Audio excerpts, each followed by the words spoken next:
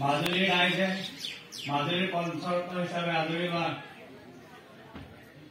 আউনীআটী একাদশ সত্ৰাধিকাৰ বৈকুণ্ঠী সত্ৰাধিকাৰ ধনঞ্জয় গোস্বামী প্ৰভু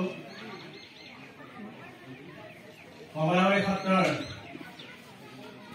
সংগীত নাটক একাডেমী বঁটা প্ৰাপক মণিৰাম দত্ত মুক্তাৰ বৰগায়ন গড়মূৰ সত্ৰৰ বৈকুণ্ঠী সত্ৰাধিকাৰ যুগনায়ক পীতাম্বৰদেৱ গোস্বামী আধুনিক মাজুলীৰ খনিকৰ কেশৱৰাম বৰাচাৰ আৰু সমন্বয়ৰ প্ৰতীক তৰুণ চন্দ্ৰ পামেগাম এই আটাইসকলৰ প্ৰতি দ্বিতীয় বৈকুণ্ঠ স্বৰূপ আজিৰ এই মণিকাঞ্চন ৰংগক্ষেত্ৰৰ পৰা প্ৰণিপাত জনাইছো।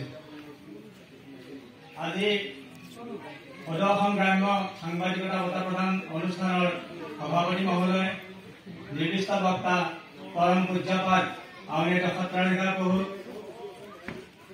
পৰম পূজ্যপাত আউনীআটী ডেকা সত্ৰাধিকাৰ প্ৰভু, প্ৰমুখ্যে মঞ্চত উপবিষ্ট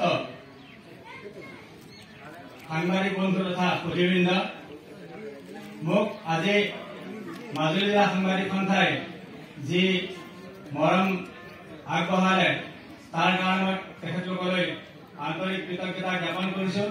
আৰু এই মৰমে মোক প্ৰেৰণা যোগালে আৰু মই 2 দিনমান বেছিকৈ জীয়াই থাকিবলৈ আশীৰ্বাদ প্ৰদান কৰিলে বুলি ভাবিছো। সত্ৰীয়া সংস্কৃতিৰ পৰা এটা উপাদান পাইছিলো, মোৰ পৰিৱৰ্তে আমাৰ, একৰ পৰিৱৰ্তে সমূহৰ। সেই আশাৰে ৰাখি পেলাই তেনেকুৱা ধৰণৰ কাম কৰি যাবৰ আশীৰ্বাদ বিচাৰি আপোনালোক সমস্তৰ পৰা মই আশীৰ্বাদ ভিক্ষা মাগিছো। আৰু শেষত